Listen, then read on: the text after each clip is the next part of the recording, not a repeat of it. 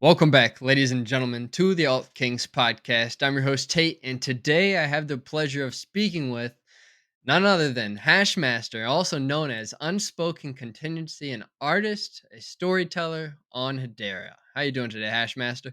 Oh, excellent, Tate. How are you doing today? Doing great. You got to be one of my favorite people in this space. One, because of how genuine you are when you go up on X Spaces and talk whatever it may be we're talking about. And two, because of how well you can spit these raps, man. You blew me away the first time I ever heard you just free spitting on the mic in a random, probably capping. It was probably a cap and fat boy space, but I was blown away. And so I had to learn more about you, and I'm happy to have you here today. Let's go. I appreciate that, man. Yeah, no, I like spitting poems. Sometimes they're fast. We do a show every Friday. It's unrecorded, 10 p.m. EST, where we normally end them off with a pretty decent freestyle. And those are always unrecorded. Get some people out of their comfort zones, do a little more than they're normally used to, getting on the mics and having lots of fun. And yeah, if anybody wants to hear that, come through Fridays at 10 p.m. EST. We haven't missed one since like August, I think. Oh, wow. That's consistency. That's for sure.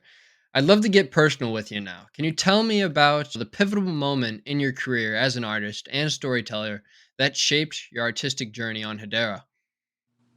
Hmm. Pivotal moment that shaped like being on Hedera specifically, or Yeah, what going led me to. from doing art and storytelling maybe outside of Hedera and then wanting to convert that over onto Hedera utilizing HBAR NFTs and anything else Hedera has to offer. Yeah, for sure. I like that question. Basically, I was writing this book for about 2 years now, probably 3 years, and I thought I had something that needed to be heard by the masses, right? But trying to figure out how to get your voice out there and how to get your story out there is a difficult avenue when you're still not even confident in your ability to create whatever the art style is, right? So I was Yeah. slowly dabbling in different ecosystems here and there, not just on Hedera, and then I slowly found different communities that I felt appreciated. I felt comfortable hanging out with on a consistent basis. And then while on Hedera, I met a lot of really genuinely nice people that had a lot to offer, had a lot to show how they brought value to the NFTs that people were holding of theirs, and I was inspired by them. I wanted to figure out how to use the launch of an NFT to fund the whole production. That goes for editing and the physical production of the book, and give that back to the holders, and make the holders somewhat a part of the process when it comes to inspiring where it's going next. Not so much storyline, but art wise. And I found a nice little group of people that guided me in the direction. So there was an original art style, and through meeting people and trying to show the holders that I'm here, like I'm staying here, and I want to know what would be important to you. I got to craft customs around what other people thought good art was in their definition, and it really brought a brand new style to how I create art. And then it was a few people. Willie Jack, I'm not sure if you know who that is. He was I do. around. He's got a wallet ID in 500,000 range. He's been around forever, but he was one of the first people I spoke to in a Discord call over on the After Dark Social Club Discord chat. And Nice. he taught me about Procreate. So that kind of cemented me in. I didn't know about the app. I was doing everything a lot more complicated than I am now. And he showed me the processes that he was doing art. Then Rooster Cartel, shout out to them. They had a one of one artist named Love Joe, and she Love Joe 187, I believe. I hopped in a Discord VC with her as well. She showed me a bunch of other techniques that me and Willie weren't affiliated with yet. So slowly, like honing the different skills, and I don't know. The people on Hedera seem genuine. And Love Joe, she's not a Hedera native person at all. I'm pretty sure she's more on Ethan Solano. But still, there was just people around here. MRAC. There's a lot of people that I met in real life, and I wanted to stay consistently around these people. So we slowly started to do spaces, co-host each other's stuff, and really bring each other out of our comfort zones, And now we're in a spot where we all feel very comfortable just coming up with new ideas. And sometimes we come up with 20 new ideas in one space and we shoot down 15 of them because they're bad ideas off the start. But we're in a position where we're not just saying yes to everything and then coming up with subpar stuff, right? We shut each other's stuff down pretty consistently and only try and deliver the best of the best. And that goes across the board, right? With the actual physical beauty behind the artwork of the NFTs, with the story, with the music we're trying to make. Yeah. There's a lot of things that just end up in the garbage. And yeah, it wasn't really a quick avenue to, oh, we found an ecosystem, let's sell our NFTs.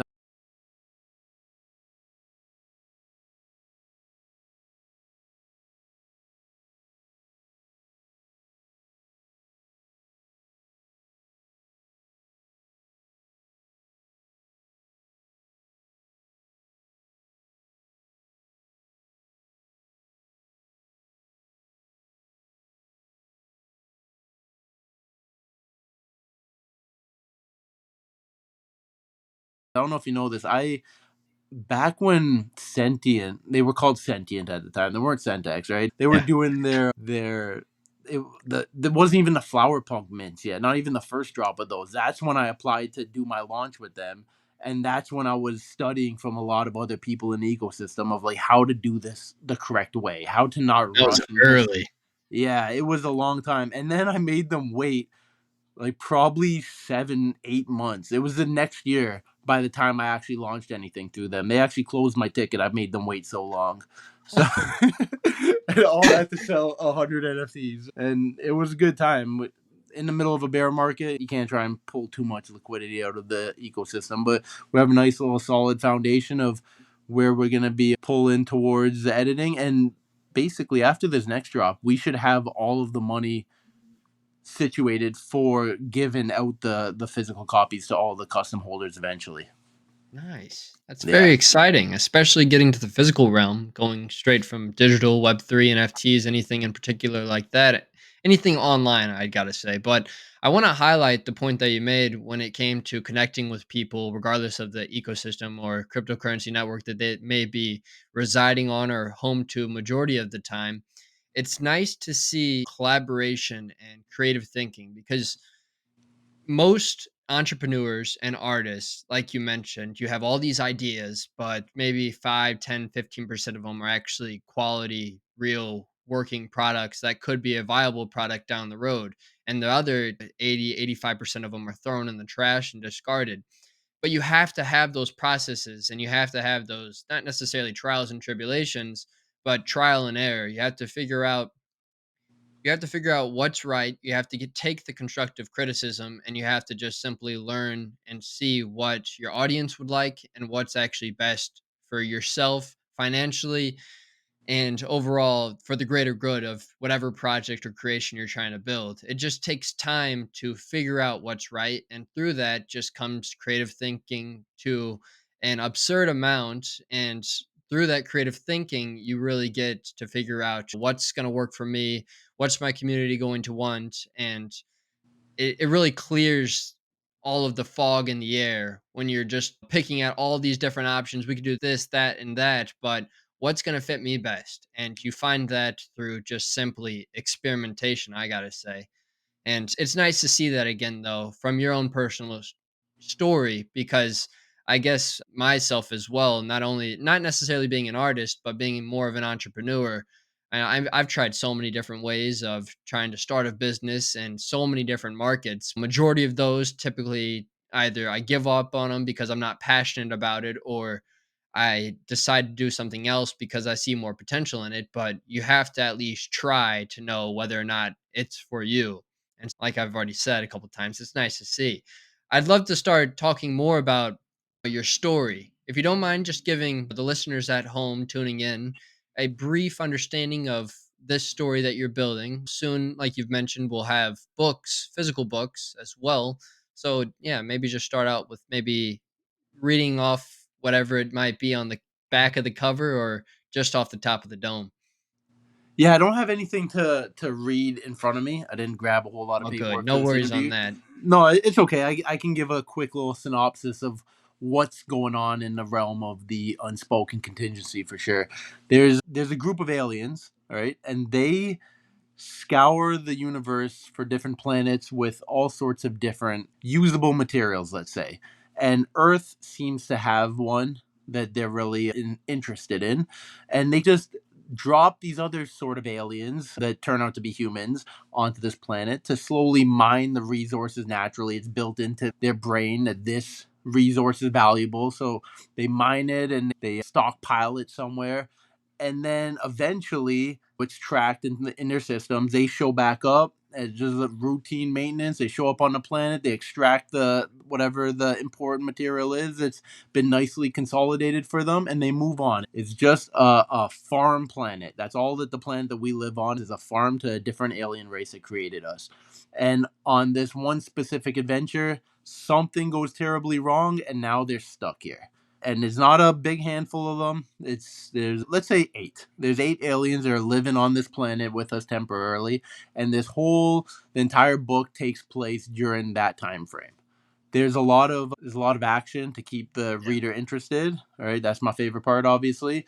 But the point of the story is to teach some sort of philosophical undertones, and hopefully the reader can walk away with maybe a better understanding of how to be a parent, maybe a better understanding of how to be a friend or how to be a worker. That's the goal, is capture the reader's attention span, but also slowly teach them other skills that maybe they're not realizing what they're lacking as a parent, and maybe they could have some sort of realization. And if it can inspire one person to become a better parent and have some sort of trickle down effect for their children, then I feel all this hundreds of hours I put into drawing has paid itself off in the long term, right? That's a great perspective to have. And I'm curious to know, what's your creative process like when developing a story as unique and abstract as this one, and the art that tags along with it? Yeah, so for writing, it all started off during COVID. Like, I had a child, like a very young child, under the age of 1, and I don't know much about under the age of 1, but they just sleep the whole day. So during COVID, you're stuck home, you got nothing to do.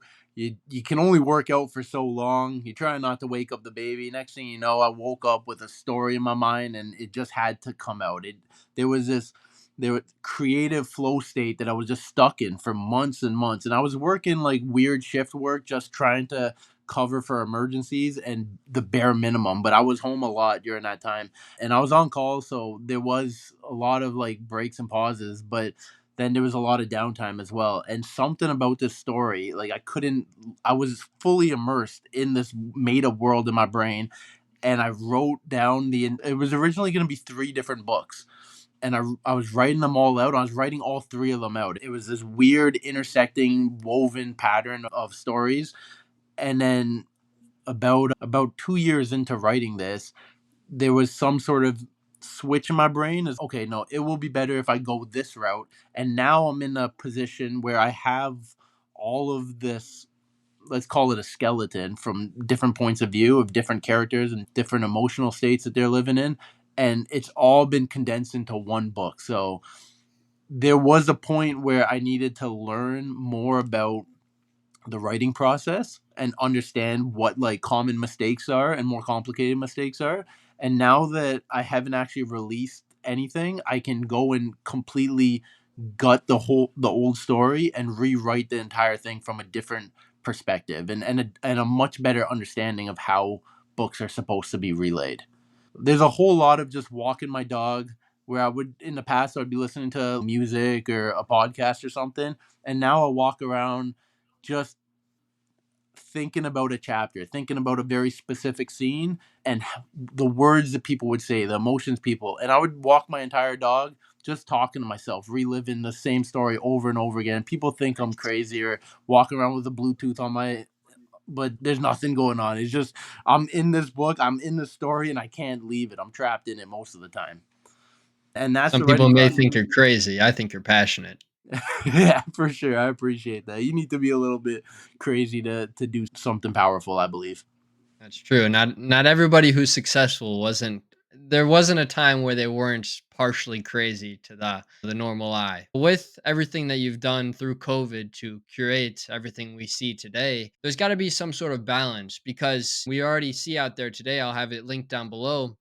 Your audio portions of chapters already released on YouTube. And I gotta say, I want to applaud you for that because you really kept my attention throughout listening to the whole entire chapter that you sent me over X. And I'm curious to know, now that you're curating this community, how do you balance the need for personal expression with the expectations of your audience that you're cultivating? There was no promise with this. There was no rev share associated. There was no timelines based, right? Because I didn't want to let anybody down. I didn't want Yeah, people to walk away from the project feeling like they got ripped off. So we of course. had the story. There was specific aspects of the story that I have read in multiple spaces here and there, other people's places. And I knew that after releasing something, there was something else that needed to get released. There was something else people needed to hear to understand the passion behind what the essence of the project was. And nobody really knew what that was until after the NFTs sold. So right off the start, in our spaces, I kept talking about it, and then I was like, "Hey, this has to be the forefront. You gotta stop drawing eventually." So we put the first chapter out, and then there was goals, but it was just personal goals of how long before another chapter comes out, and it might take longer than expected because there's other things going on. Like I did hire an artist, and then that artist rugged his own project, and I lost some money in this thing. But then apparently, I don't know, something happened, health issues, whatnot. The guy actually gave me his money back, so I probably shouldn't say he rugged it, but that was the original avenue. Is I knew the writing was more important. Let's outsource the art, and then it was just waiting and waiting, and then I saw some like samples, and I felt like I waited too long to see what I was given. I was like, hey, I can do better than that. If I try hard enough, I can do better than that for sure. So it just got into reprioritizing what needs to happen. And it was a lot about that's one thing. I did promise customs. I promised custom artwork. So with that one promise, people traded in three of the drop one alpha soldiers and they were given a custom one. The custom one gives you a bunch of different aspects, but mainly it's a customized PFP that's what you want, right? People hop in the Discord with me, we go in video chat mode.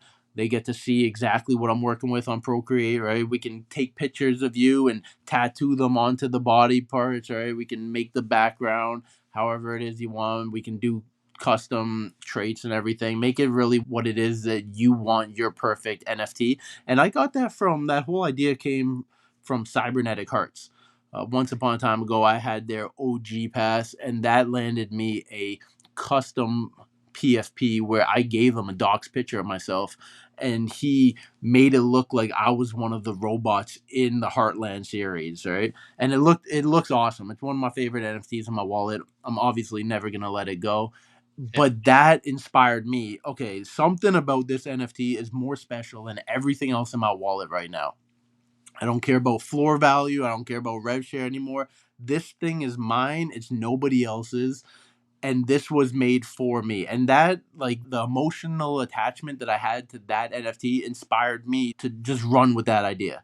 Trade in three, you're getting that same feel, and that's the goal, right? So I made one for Rebecca. She was number one. Who was next? Willie Jack, obviously. Then we got Flex and Shib Mutant, and then Captain Ron's. That one came out dope. We drew the whole yacht in the background, and then Yeah. Stealthy Ninja. Every time I get into one of these zones, I'm trying my hardest to just make the person appreciate the art, and it's really pushing everything to the next level. And with all that being said, I'm gonna finish that off with I forgot what your question was. Oh, no, I think you answered it enough. It was more or less just finding the balance between your own personal expression with the expectations of your audience and what they may want from, say, the storyline or, say, your art in particular. I think you answered that fairly well. It all comes down to finding that inspiration maybe from afar or maybe from people that you talk to on a regular basis and then bringing it back and utilizing it to the matters of your own, like what you did with the customs. But outside of that, I'm going to assume people probably come to you here and there and want maybe some new addition into the storyline in some abstract or unique way. And it might not necessarily fit, but you're maybe able to maybe move some things around and make something work in a way that it might be more liking to their side of things as well. That's just a thought that I might have. I could be wrong on that, but are there times ever, Hashmaster, where say somebody comes to you with an idea and you really like that idea, and so you integrate it into the storyline or into the art itself? Okay, so that's a good question. There has been quite a few different versions of feedback, and most of it is like super positive. People aren't expecting that level coming from a solo creator that's also Yeah, doing the art and rapping stupidness on Friday night spaces and everything, right? People have really low expectations of what they're gonna receive. With that being said, there has been a handful of people that thought that their idea of how stories are supposed to be portrayed, they were very vocal about it, and I wrote it down. I wrote every single one of them down, and I go and look at those pages before I start writing or when I'm in the editing process a lot. It doesn't necessarily mean I'm going to change how I'm going to write my story at all, yeah, but I that feeling of wanting to make people feel heard and feel appreciated is it's a struggle, because when it comes to the writing, that I feel like is for me, right? It's my story and it needs to come out the way I think it needs to come out. And there's more professional writers where they might have some insight to why you want to do something, and maybe I'm following the reasoning based on a professional writer. So then someone who's never wanted to write anything in their life saying the exact opposite, it's hard for me to take it that seriously. But I think when you're writing a story, you have to do it for yourself. And then the art gives me that additional outlet to do something 100% for you. So I still have that I want to do it for you, but it's just in a completely different outlet. Or even like the rap music, right? If we're doing a freestyle, it's going to be catered towards whatever's happening in the space. And that I feel like enough people get that understanding that I am on their team and what's important to them is also important to me. And we're going to express that in a big way. And to show that, like, most of my holders, I know what they're into just from being in spaces, right? I incorporated traits that were based on them into the new collection, right? nice. And let's say Chris DCA, right? He's got Shout out let's Chris. go Burnley. We got a whole Burnley jersey in the next collection, right? That's Raptors, DC Pompey, that's his soccer team. We got that jersey in the collection too. I feel like there's times and places to really put the holders front and center, right? And no one knows who's gonna get what. These aren't customs or anything. These are just I'm thinking about you, and you're part of this collection. You're part of this whole thing, and everyone's gonna know that forever. It's gonna be immortalized on the hash graph. But I feel like that whole sort of what's important to you is important in the artwork and not so much in the writing. I think the writing is more something that I should probably just go into a dark hole and just sit there for 3 months and ignore everything in the whole world and finish it. But that's obviously not going to happen. So it's slowly going to get put in, but I'm going to say that's probably a 100% just whatever's in my mind at the time. We're just living with that. not bad. And I think that was the cherry on top to it all, finding that balance. The story is your story to write. The art is for the community to emphasize what they want to see and hopefully secure every single trait that you release regarding and relating to all the creative thinking that they bring into effect and release and provide for you to utilize for the whole entire ecosystem that you're building. Would you agree? Yeah, 100%. 100%. That's I never really thought about it before, but that would encapsulate the how my artistry is inspired by other people. Very cool. In your opinion, what is the role of art and storytelling in today's society? We're taking a quick U-turn and going back to the Web 2 and in real life factors of art and storytelling. Yeah, I think it's probably one of the most important things. And there's a reason why we watch so many movies and we watch TV shows. And maybe nowadays it's more slowed down aspects. Maybe it's more Instagram and TikTok and YouTube videos that people care about. But I feel like there's a need for content and a need for content that's meaningful and there's lessons to be learned, right? We all watched our favorite movies as kids and maybe we'll relive them over and over again. Maybe it's what you put on to go to sleep because it's not going to keep you up if you know every single line of the movie, right? I feel like it's very necessary in the way that we've grown up. And when we think back about our movies, we might not have understood the lessons we were learning about them back in the day, but they were necessary, right? Most movies don't just have no point to them. There's always something that the main character is going to be learning. And I feel like we all learn very specific lessons for that. So I believe that storytelling is extremely important. I think there's going to be new stories in the future that are going to be mainstream. Who knows? Not there's no guarantees that you can ever see the unspoken contingency in a movie, but in my head, I the scenes that I'm writing them, I'm not a screenplay writer. I don't understand the process of that currently, but I have a feeling that the IP behind the book would be really useful to a screenplay writer, Yeah. right? The scene when the guy gets mad and all of a sudden all these aliens appear around him, they're no longer invisible to the humans, right? I think stuff like that would have a really impactful from a cinematography level. And I am 100% writing this book with the idea of it becoming a movie in the future. And if Yeah. one of those Marvel and DC out there listening right now, hop in those DMs and we'll work a deal out. I'll give you a free NFT. Yeah, if Marvel and DC are watching this, I would be starstruck. That's for Let sure. And if they are, they better be tapping in with the one and only Hashmaster. let's go. That's I'll a good get point, though. Regarding the art and storytelling, I feel like whoever's behind either the art or storytelling, they have their why. With all stories, there's a why that goes behind it, whether it be in some unique way, shape, or form, but there is some sort of why. There's some sort of reasoning, there's some sort of meaning, like you've mentioned. And it's very unique and abstract at times. And like you said, it's hard to maybe comprehend what it may be in that initial factor. But one movie that comes to mind is just Rocky. The factor of just not giving up and staying persistent and consistent and wanting to be the greatest version of yourself possible and take over what is rightfully yours and win a boxing belt of some nature and be a world champion. There's so many factors into that movie that really portrayed a great story, but also motivated the people behind it watching it and absorbing it and wanting to be better for themselves in some way, shape, or form. But the role was to inspire.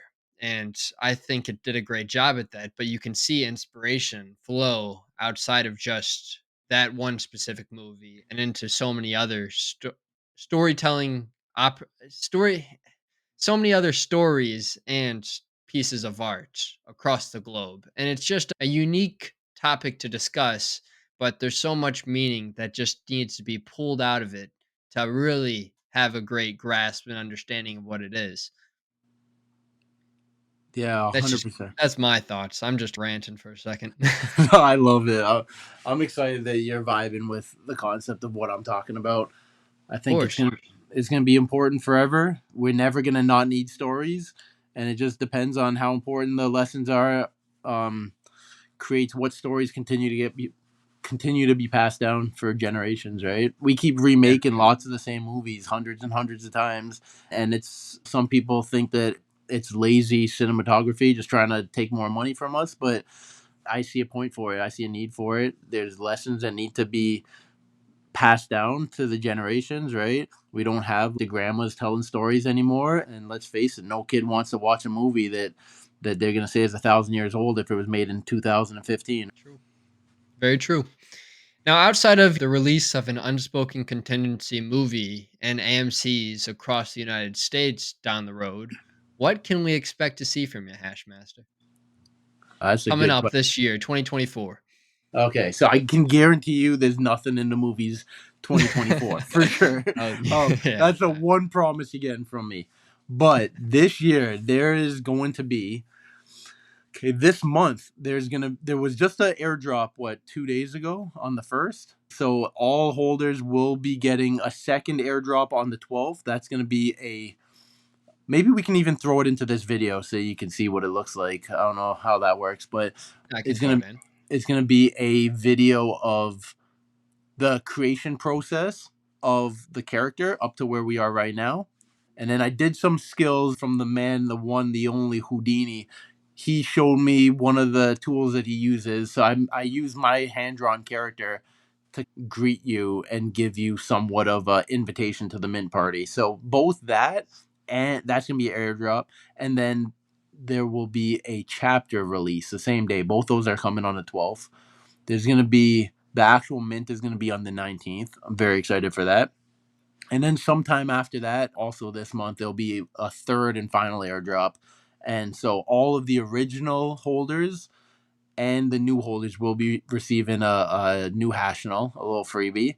And then in the past, I made the freebies deflationary to get a skull, which is one of the, it is a alpha soldier. It comes with the same staking mechanisms as the original collection to gather experience for future art releases.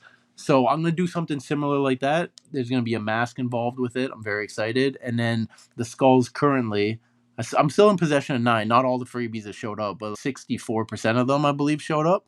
So the skulls were used to make an X-ray version of your custom. If you want to burn one of those, shout out to Ship Mutant, the Skeletor himself. He always been Nice. rocking a Skeletor. We made him a custom Skeletor with the X-ray. If you're wearing 3D glasses and take a look at that, it's fun because if you look through it with the red side, you see the skull, but if you look at it through the blue side, you see the face. So that's the art that I haven't quite seen anywhere in NFTs. But we made the 26th and final skull was made in that style, and that was inscribed as a Hashnell, I believe, in the like 1500 range. So it's pretty early on. I think within the first hour of that tool going live. And yeah, there's gonna be a few early Hashnells in the collection. We got Osh. She's the one with the magical abilities in the video, in the original chapter that was released. She is inscribed as 1033. So within the top 50, I believe, maybe top 60 of inscriptions after the tool went towards the public. And we also got one in the top 30, but I'm saving that for when value also shows up. But these are all one on Yeah. ones. I'm excited for those guys. And yeah, what else is coming? So yeah, everyone's getting a Hashnell airdrop. I know that seems to be the big hype right now. So why not keep rewarding, giving free stuff out? 3 free NFTs to the holders, 2 of them Hashnells. Why not? True. What else? Those will be deflationary into the mask, and mask will be able to make some new versions of customs for anyone who's deciding to burn those. What else is, so the whole point of these funky Fridays and doing music, and sometimes we do karaoke nights, right? Everyone hops on the mic and shows off their skills. Sometimes people out of the woodwork that you never hear on spaces, it turns out that they're like aspiring to be a full-fledged musician, but they haven't even grabbed the mic in the past. And when you hear them grab a guitar or a ukulele and sing a song that they wrote themselves, it's really moving. So it turns out there's way too many musicians in the space that haven't found their avenue that they want to aspire to. So the Alpha Soldiers will be making one song this year. It's going to come out at the end of the year. One verse is recorded. It is in my pin tweet right now, but we're not rushing this. I feel like there's way too many people that make a song way too fast, and there's too much filler. So every single Friday, we hone in the skills a little bit better. We remove a little bit more filler. We actually come up with new lines that are better than the ones in the past. And eventually, when it's all really smooth and ironed out, we will release a song for free. It's going to be made only by Alpha Soldiers for Alpha Soldiers. We got guitarists. We got beatboxers, dude. I don't know if you heard, we have Flex, TSHVAC Tech, He HVAC can Tech in the beatbox. house. Dude, this guy is one of the best beatboxers I ever heard in my life, bro. Oh my gosh, I gotta Dude, get this out of him now. Yeah, I got dude. I got recordings. I'm just gonna put it inside, even if he doesn't give me the consent. That's Oh, he's gonna obvious. love hearing that. No, he's already given me consent. But yeah, it's going in. Willie Jack, he could beatbox. Even Samantha from Futurity, she was beatboxing in the space. And I think Safe Investor was like rapping Dr. Seuss, like just reading a Dr. Seuss book on top of it. It was awesome, dude. But That's no, amazing. Stealthy Ninja, he made a beat in like 2015, I think. The Dumbo Gumbo it's called, and I think that's the beat I want to use. All these alpha soldiers, we're gonna come together, we're gonna make a song, and we're gonna airdrop it to only the holders, nobody else. I just give my freebies out to the holders. If they feel like flipping them, that's up to them. Whatever they want to do, they could do with their stuff, right? They own it, and it's gonna be fun. There's not a lot of holders. I think there's less than 150 currently, probably 126. I think somewhere around there. If the custom still count as three, we got 126, and then we're gonna add another 200 to the pile, so 336 after this next mint. Those will be the only Solid. people to get this song, and I can't wait to hear how it comes out. I'm excited for it. I need to get my hands on NFTs so I can get one of these songs. That's for sure. Hashmaster, I'm excited for everything that you have to come. You're a very genuine, open, and honest person in this space. And we honestly, in all honesty, we need more of you. Because I without you, we wouldn't have the greater good of society on not necessarily just Hedera, but when it comes to just wanting the best for people. You're one of those guys who will go up on stage and talk to anybody and give honest and genuine feedback to anybody who really wants it. And like you're mentioning, just hearing some of these people who you've never heard before come on stage with an instrument or just like flex beatboxing out of nowhere, like nobody knew that was a thing.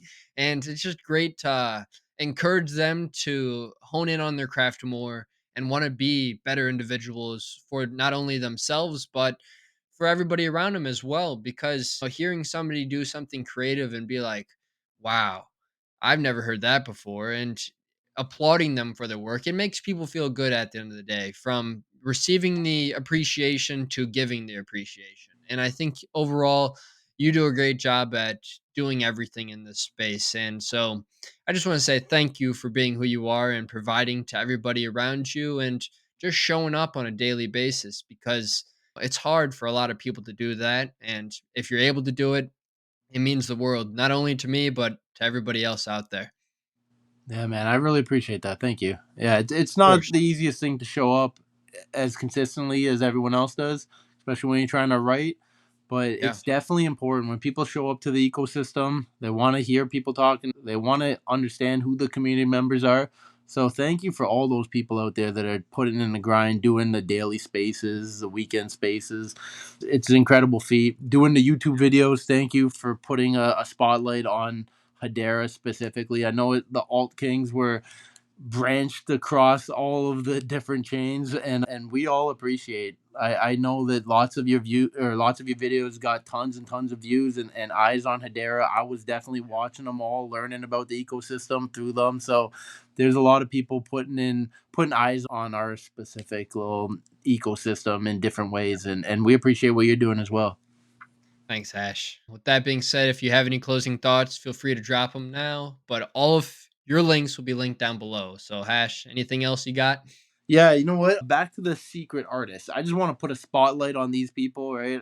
I don't do it often Definitely. enough, but during the first drop, there was 8 different artists that all gave me a one of one version of my character, and I'm doing the same thing for the next drop. And the numbers that I had them choose from were from a different set of numbers in the past, so they weren't all released. Houdini's hasn't been released. That's going to whoever gets the skull, so I might get to keep it forever. Thank God for that. CC's hasn't been released yet, so someone's gonna be getting hers soon. But Omni, we had Yarn World, Hydro Labs, the man Jordan. Shout out to the other Royal Lab. Send a quick little hello to my man, Mr. Mello, dude. I Cybernetic thought you Hearts. would say his name. I thought it was coming. Yeah, no, I couldn't end the space without saying what up to Mr. Mello. But West, Mellow. he was the first one. He he was once upon a time ago. I feel like I'm going back a couple years now, but he was playing around with AI, and I think it was the Ruler's PFP of PBR Funk. He made it look realistic, and I had a hand drawn version of my character. I'm like, dude, can you do that and we'll make it the front cover of the book eventually? This guy came back to me and he had something that kind of blew my mind to see like the character from my brain actually represented as like something that looked real. Blew my mind. So I asked some other artists that were capable of such skills to do something similar, and we gave those out to the community for free. We split the royalties 1% for all the holders, and we're going to be doing the same thing. There's going to be a second iteration. I'm excited. And we got Samantha from Futurity. We got Eli from Inatreya on this time. I don't think he was doing art at the time, so he wasn't originally on board. Oh, H Bob, the Snog Man himself. Let's go. I'm excited. We might have some more people, but I haven't actually received any art. So I'm excited to see what these guys are bringing. On a very absolute last thing I'm going to say is Mr. Tate, thank you for this opportunity. Thank you for sharing me with your platform. I genuinely appreciate it. You ever want to come up on a Friday and talk some Utu Renegades? I'm down to talk. Let's I'm do it. excited. It's Hashmaster. Rain straight from the hash graph, spazzing the fast rap, cementing the fact that Alpha Soldier holders gonna be cracking all the last and packing mad stacks back in the hash pack. It's Hashmaster. All in the soft flannel that lumberjack Mac the most cannot handle, that retire in the spot where we rockin' all sandals. That dream seems near, how we watching these god candles. Yo, it's Hashmaster. Let's go. Let's go. Thank you once again, Hashmaster, for joining me today on the All Kings podcast. All of your links will be linked down below. And ladies and gentlemen, if you enjoyed today's show, make sure to like, comment, and subscribe. And we will see you all in the next episode. Peace. Ready to transform your learning experience? Step into the future with the Learn to Earn platform on Hedera. Choose how you learn. Academic books in hard copy or NFT form. That's right, NFTs. Whether you prefer the traditional feel or a digital interactive journey, the choice is yours. Dive into the NFT, not just for the book, but for all the tools you need for success. Download the book, access tests, all within a seamless, immersive interface. Forget traditional logins. Simply scan the QR code, connect to our platform, and start your Learn to Earn journey. Pass your tests and watch your success turn into real rewards with Gcoin, our exclusive digital currency. Imagine learning at your own pace, acing exams, and reaping tangible benefits. It's not just education, it's a transformative journey towards success. Join the future of learning at gilmore-estates.net. Scan, learn, earn.